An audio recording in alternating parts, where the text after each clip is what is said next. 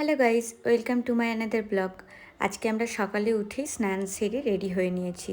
দিনটা হচ্ছে পয়লা বৈশাখ, বছরের প্রথম দিন। তো একসাথে দুজনের প্রথমবার শ্বশুরবাড়িতে প্রথম পয়লা বৈশাখ। তো সেই জন্য সকালে উঠেই চলে গেলাম আমরা ঝটপট পুজো দিতে মায়ের মন্দিরে। পয়লা বৈশাখ দিনটা যেহেতু শনি বা মঙ্গলবার পড়েনি, সেজন্য আমাদের পুজো দিতে খুব একটা লেট হয়নি। যাওয়া মাত্রই তাড়াতাড়ি ভেতরে ঢুকতে পেরেছি। আমরা ঝটপট মন্ডা আর ফুল কিনে নিয়ে চলে গেলাম ভেতরে। পুজো দেওয়ার পরে ওরা দুজনে যখন ব্যস্ত, আমি ততক্ষণে একটু ভিডিও সেরে ফেললাম। কিন্তু টিকুর অভিযোগ যে বৌদি একদম ফটো তোলে না, বৌদির সাথে তো আর আসা যাবে না। তাই দেওরের অভিযোগ তো মেটাতেই হবে, রাগটা তো ভাঙাতেই হবে। একসাথে মিলে কয়েকটা সেলফিও তুলে ফেললাম। এই সব করতে আমাদের বেজে গেল প্রায় 1:30। তখন সারাদিন সকাল থেকে কিছু না খেয়ে বড্ড খিদে পেয়ে গেছিলো। মন্দিরের সামনে ভাজছিল গরম গরম পুরি, তাই আর দেরি না করে তিনজনেই পুরি তরকারি খেয়ে নিয়ে বেরিয়ে পড়লাম। ফেরার পথে রোডটা আরও এতই বেড়ে গেছিলো, কিন্তু ওখানে টিকুর সাথে মজা করতে করতে বুঝতেই পারা গেল না। ও ওভাবেই নাকি বাইক চালিয়ে ঘর অবধি পৌঁছে যাবে। একটুকার জন্য আর একটু হলে ওর দাদাকেই ধাক্কা মারত। গরমের দিনে বাইরে বেরিয়ে ঠান্ডা খাবো না সেটা কি হয়? তবে আমার স্প্রাইট, লিকুইড এগুলো খুব পছন্দ না, তাই আমি নিয়ে নিলাম আইসক্রিম, আর ওরা দুই ভাইয়ে কোল্ড ড্রিঙ্কস। তারপর ঘরে খাওয়া দাওয়া করে একটু শুয়ে রেস্ট নিয়ে আবার সন্ধ্যেবেলায় বেরিয়ে পড়লাম আমরা। বাইরে আমাদের অনেক কুকুর বসে থাকে। আমাদের ঘরেও দুটো আছে, পাপি আর চিংলি।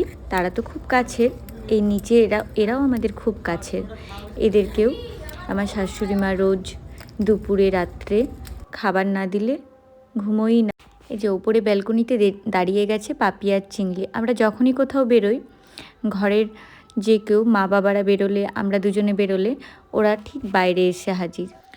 দুজনে দুরকম মোমো নিয়ে নিলাম। মোমোটা কিন্তু দারুণ ছিল, বিশেষ করে আমার মোমোটা হেভি টেস্ট ছিল, তাই ভাগাভাগি করে দুজনে খেয়ে ফেললাম। তারপরে চলে গেলাম আমরা একটা পার্কে গিয়ে ওনার তো শুরু হয়ে গেল ইভিনিং ওয়াক। ততক্ষণে আমি একটু ভিডিও চারিদিকটা করে নিলাম। ঘর সাজানোর জন্য ফেরার পথে একটা গিফটের দোকানে ঢুকলাম, কিন্তু এত বেশি দাম, তাই সেদিন আর নিলাম না। তারপর বাড়ি ফেরার পথে আবার কিছু ঠান্ডা খাওয়া যাক বলে এটা শুভ কিনলো, কিন্তু এইটা না কি আমি আগে কোনো দিন খাইনি। তো যাই হোক, কীভাবে খেতে হয় সেটাও জানি না, ও আমাকে শিখিয়ে দিল। খেতে কিন্তু খুব ভালো লাগছিল। নিচের বাচ্চাগুলোকে কোলে নিলে পাপি চিংড়ির কিন্তু খুব রাগ। দেখো ওরা কেমন চিৎকার করছে। একে ঘরের ভিতর নিয়ে যাচ্ছি বলে যখন কোলে নিয়ে দরজার সামনে গেলাম, দুজন মিলে কিন্তু নিচে এসে তারপর আর ভিডিও ধরে রাখা যায়নি। ওকে যদি ঘরে নিয়ে যেতাম তাহলে পাপি চিংড়ি হয়তো মেরেই শেষ করে দিত। তাই ওকে রেখে তাড়াতাড়ি দরজাটা ঠেকিয়ে গেলাম। তারপরে শুরু হয়ে গেছিল চিংড়ির সার্চ।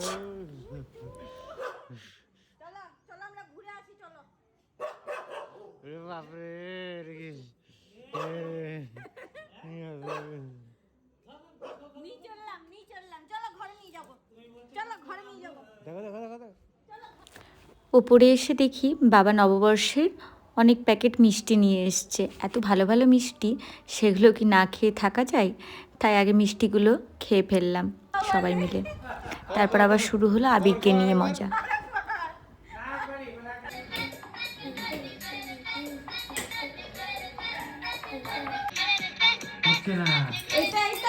সব শেষে রাত্রে আমরা বিরিয়ানি অর্ডার করে নিলাম। পাপি চিংড়ি রোজ চিকেন ভাত খেয়েও ওদের বিরিয়ানিতে যেন একটা আলাদাই লোভ। Tata bye.